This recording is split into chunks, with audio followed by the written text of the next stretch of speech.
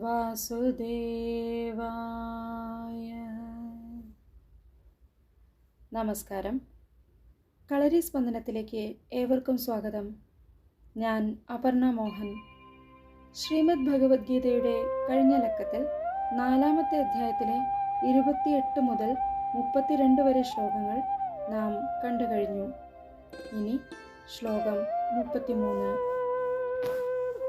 ശ്രേയാൻ ദ്രവ്യമയാദ്യജ്ഞാത് ജ്ഞാനയജ്ഞഃ പരം തപ സർവം കർമാഖിലം പാർത്ഥ ജ്ഞാനേ പരിസമാപ്യതേ.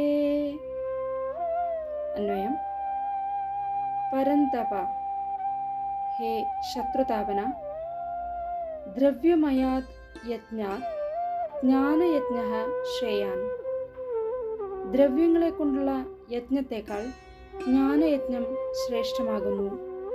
പാർത്ഥ, സർവം കർമ്മ അഖിലം ജ്ഞാനേ പരിസമാപ്യതേ. അല്ലയോ അർജുന, എല്ലാ കർമ്മങ്ങളും സമ്പൂർണമായി ജ്ഞാനത്തിൽ പര്യവസാനിക്കുന്നു. അതായത്, അല്ലയോ അർജുന, ദ്രവ്യങ്ങളെ കൊണ്ട് ചെയ്യപ്പെടുന്ന യജ്ഞങ്ങളെക്കാൾ ജ്ഞാനയജ്ഞം ശ്രേഷ്ഠമാകുന്നു. എന്തെന്നാൽ സകല കർമ്മങ്ങളും ഫലസഹിതം ജ്ഞാനത്തിൽ സമാപിക്കുന്നു. ദ്രവ്യമയമായ യജ്ഞം ഫലത്തെ ഉണ്ടാക്കുന്നു. ഫലാനുഭവത്തിനായി ജീവന് വീണ്ടും ജന്മമെടുക്കേണ്ടതായും വരും. എന്നാൽ ജ്ഞാനയജ്ഞം ഫലത്തെ ഉണ്ടാക്കുന്നില്ല. കർമ്മങ്ങളുടെ മൂലകാരണമായ അവിദ്യ ജ്ഞാനോദയത്തോടെ അസ്തമിക്കുന്നു.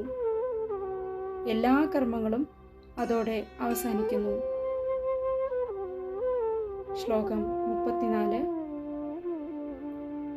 തദ്വിദ്ധി പ്രണിപാതേന പരിപ്രശ്നേന സേവയാ ഉപദേക്ഷ്യന്തി തേ ജ്ഞാനം ജ്ഞാനിനസ്തത്വദർശിന. അന്വയം: പ്രണിപാതേന പരിപ്രശ്നേന സേവയാ തദ് വിദ്ധി. നമസ്കാരം കൊണ്ടും ചോദ്യങ്ങൾ കൊണ്ടും ശുശ്രൂഷ കൊണ്ടും അതിനെ, ആ ജ്ഞാനത്തെ അറിഞ്ഞാലും. തത്വദർശിനഃ ജ്ഞാനിനഃ, തത്വദർശികളായ ജ്ഞാനികൾ, തേ ജ്ഞാനം ഉപദേക്ഷ്യന്തി, നിനക്ക് ആ ജ്ഞാനം ഉപദേശിക്കും. അതായത്, ആ ജ്ഞാനം തത്വദർശികളായ ജ്ഞാനികൾ നിനക്ക് ഉപദേശിച്ചു തരും. നമസ്കാരം കൊണ്ടും ചോദ്യങ്ങൾ കൊണ്ടും ശുശ്രൂഷ കൊണ്ടും അവരിൽ നിന്ന് നീ ആ ജ്ഞാനം നേടുക. നമസ്കാരം കൊണ്ട് വിനയവും, ചോദ്യങ്ങൾ കൊണ്ട് ജിജ്ഞാസയും, ശുശ്രൂഷ കൊണ്ട് സേവന സന്നദ്ധതയും ശിഷ്യൻ പ്രകടിപ്പിക്കുമ്പോൾ തത്വദർശിയും ജ്ഞാനിയുമായ ഗുരു ആ ജ്ഞാനം ഉപദേശിക്കും.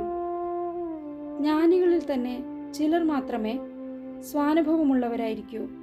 അതിനാലാണ് തത്വദർശിനഃ എന്ന വിശേഷണമെന്ന് ശങ്കരഭാഷ്യം. ശ്ലോകം 35.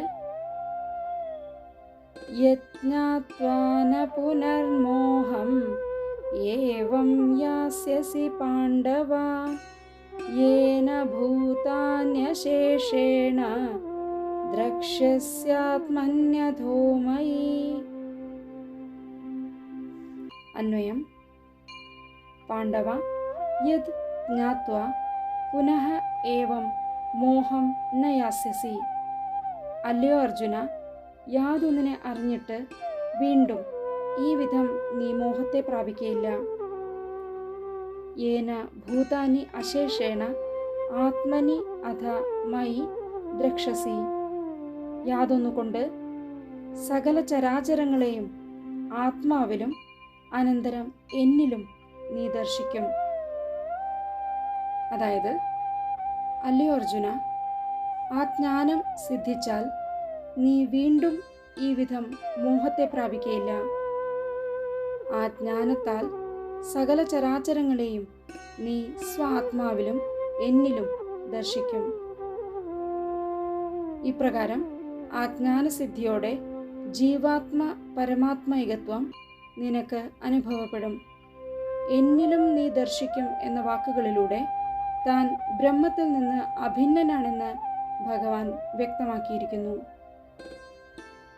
ശ്ലോകം 36.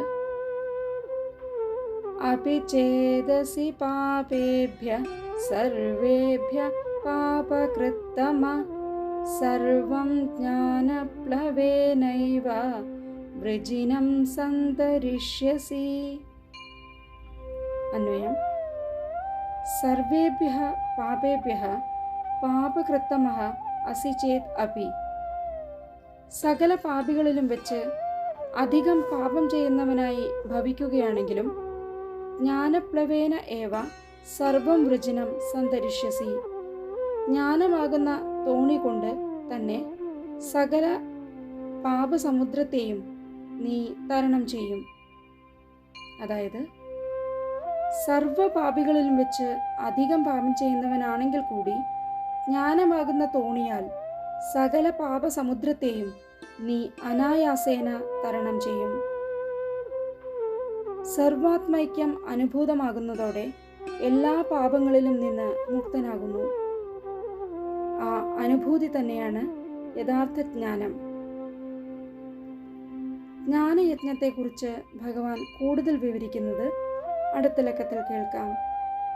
ഇതി ശ്രീകൃഷ്ണാർപ്പണമസ്തു.